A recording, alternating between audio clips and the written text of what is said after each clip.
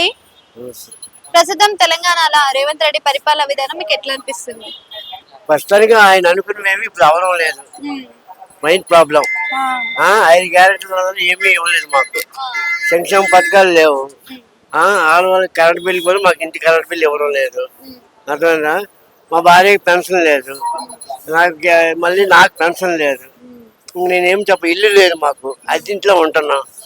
ఇంకేం ఇంటింటికి వస్తూ ఉంటున్నారు, రాసుకుని వెళ్తున్నారు కానీ రావడం లేదు. రాశారా మీకు? రాశారు ఇంతవరకు, ఇంకా ఇంకేం లేదు. ఇప్పుడే రాదు, ఇప్పుడు ఏంది అనేది చెప్పలేదా? చెప్పలేదు, చేసుకుని వెళ్ళిపోయారు అంతే.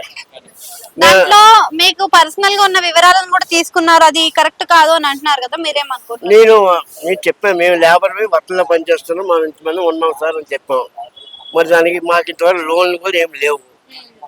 ఎటువంటి గవర్నమెంట్ సదుపాయం మాకు ఇంతవరకు లేదు. అది మాట, అది ప్రాబ్లంతో ఉన్నాం. అయినా మేము ఎవరు చెప్పుకోవాలా? మా కష్టాన్ని మేము నమ్ముకోవాలి.